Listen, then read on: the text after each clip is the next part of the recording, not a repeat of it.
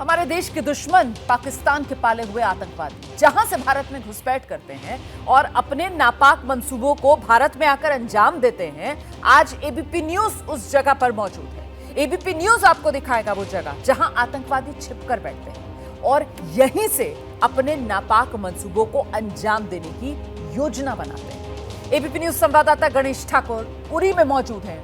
यहां की zero line से आपको वो पोस्ट दिखाएंगे जहां से पाकिस्तानी सेना सीजफायर का उल्लंघन करती है।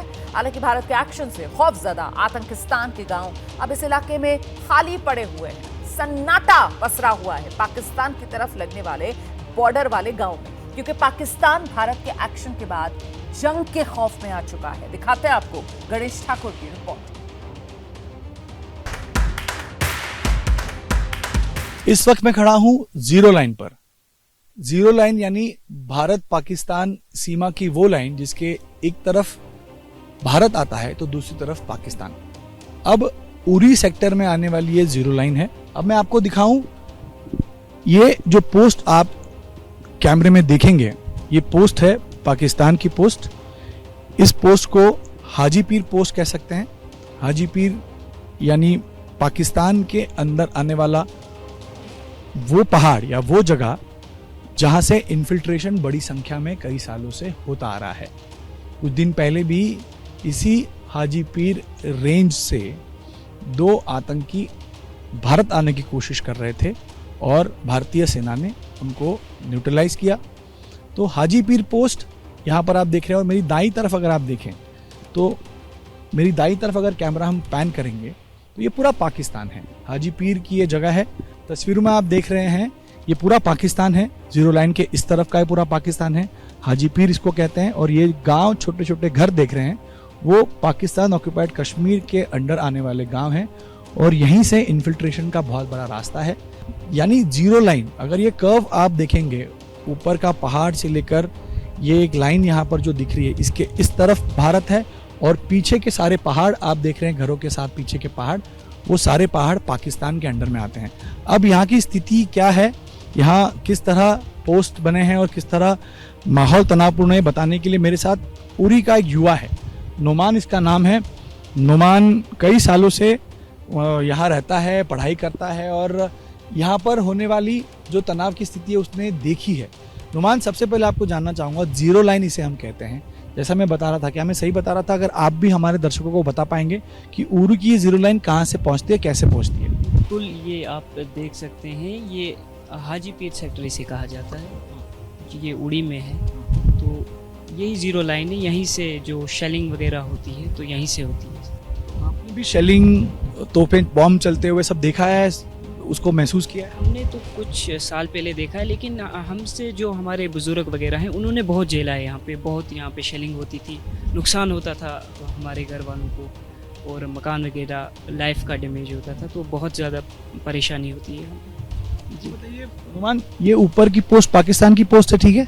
उसके बाद यहाँ से पूरा पहाड़ ये हाजी पीर का पहाड़, ये सब हाजी पीर का पहाड़ है और उस साइड पाकिस्तान की पोस्ट। घर जो दिखते हैं वो सारे पाकिस्तान के, जी हाजी पीर सेक्टर इसी का।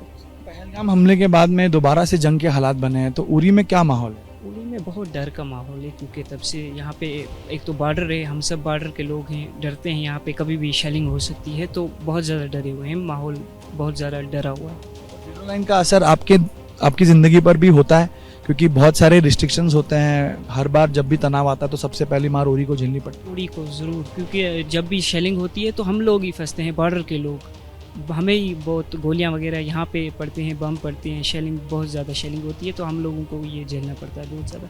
जंग के हालात हैं तो आप क्या समझते हैं, क्या चाहते हैं, क्या उम्मीद रखते हैं? हम यही उम्मीद रखते हैं कि अमन हो बॉर्डरों पे हम लोग, ताकि हम लोग भी चैन से जी पाएँ। मैं आपको दिखाना चाहूँगा मेरी बाईं तरफ का ये हिस्सा, मेरी बाईं तरफ का हिस्सा ये भी पाकिस्तान के अंदर में आता है। अगर एकदम हम जूम करेंगे यहाँ से तो थोड़ा फॉग जैसे जो रास्ता इन पेड़ों के बीच में दिख रहा है, ये सारे पहाड़ पाकिस्तान के हैं। उसको पांडो पॉइंट कहते हैं, और उसके पीछे कमालकोट जो भारत के अंदर में आता है, उसके ठीक पीछे का पहाड़ पाकिस्तान का है, वहाँ भी LOC या जीरो लाइन इसको कहते हैं। और ये इन सारे पहाड़ों के पीछे आता है पाकिस्तान ऑक्युपाइड कश्मीर, और मुजफ्फराबाद को इसको कहा जाता है। तो ये उरी अगर हम बात करें तो उरी में ब्रिगेड कैंप पर हमला हुआ, उरी में कई बार हमने देखा, बालाकोट के समय में भी एयर स्ट्राइक जब हो रही थी तो यहाँ पे काफ़ी मूवमेंट थी, शेलिंग होती थी, कई सारे गांव उन शेलिंग का शिकार बने थे। तो पाकिस्तान लगातार शेलिंग करता आ रहा है, जिसका नुकसान कमालकोट, उरी, इन सब गांवों को झेलना पड़ा है। इन पहाड़ों के पीछे भी देखें तो भारत के कुछ गांव हैं और उनके पीछे पाकिस्तान ऑक्युपाइड कश्मीर आता। तो उरी मैं कह सकता हूँ 3 तरफ से पाकिस्तान से घिरा हुआ है, और यही वजह है कि उरी के लोग लगातार दहशत में रहते हैं कि अगर इस तरह के हालात बने तो उनको उसकी मार झेलनी पड़ेगी। और आज की स्थिति भी वैसी ही है। उरी में आज जीरो लाइन पर जहाँ मैं खड़ा हूँ, वहाँ पर फिलहाल अमन शांति है। सीज फायर की वजह से कोई शेलिंग, कोई फायरिंग नहीं हो रही है। जो बातें आ रही थी कि 3 दिन पहले फायरिंग हुई, ऐसा फायरिंग नहीं हुआ। अभी यहाँ पर पूरी तरह से अमन शांति है, और उरी के लोग यही चाहते हैं कि जीरो लाइन में जंग ना हो और भारत सरकार कोई ऐसे फैसले ले जिससे बदला भी लिया जाए और उन्हें किसी तरह की दिक्कत ना हो। LOC पर जो लोग रह रहे हैं उनसे भी हमने बात की है। उनका कहना है कि हर वक्त पाकिस्तान की तरफ से फायरिंग को लेकर डर बना रहता है।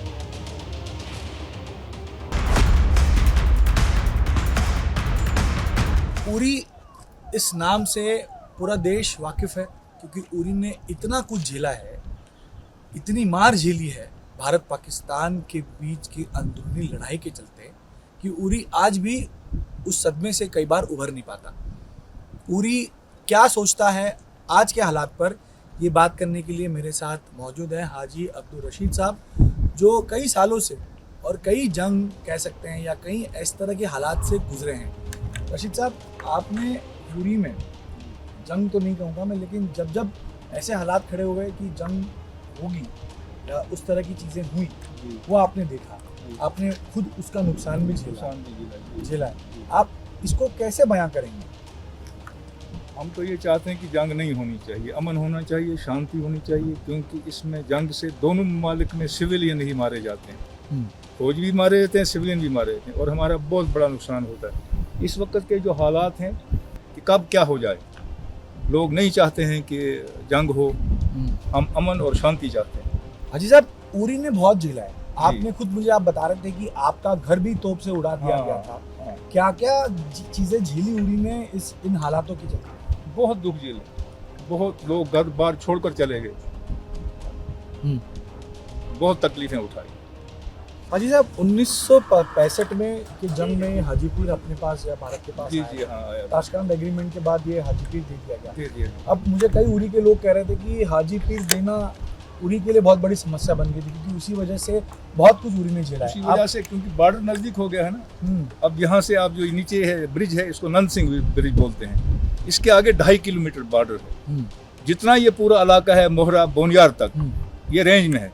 पाकिस्तान का सब फायर इधर आता है, बड़ा फायर भी आता है और छोटा फायर भी इस नंद सिंह तक आता है। लेकिन आप भी डर के साए में जी रहे हैं, कब भी जंग, पहली मार तो आप पर पड़ी। डर के साए में जीता है। आप ये कहेंगे कि मैं जहनी तौर पर परेशान हूँ, मैं ज़ाती बात करता हूँ, मुझे रात को नींद नहीं आती है कि कब क्या हो जाए। छोटे छोटे बच्चे हैं जी, घर में बैठे हैं। 1947 से हम यहाँ आए, 47 से हम यहाँ ही बसर कर रहे हैं ज़िंदगी। थोड़ा सा जगह ली है, उसमें मकान बनाए हैं और अपनी ज़िंदगी के दिन गुजार रहे हैं।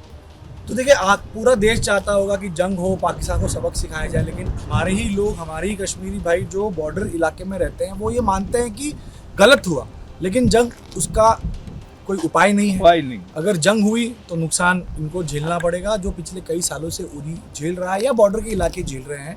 घर गया, उससे वापस बनाने में कोई समय लग गया। तो उरी के लोग यही चाहते हैं कि इसको कंडेम कर रहे हैं, इसका बदला लेना चाहिए, लेकिन जंग उसका हल ना हो।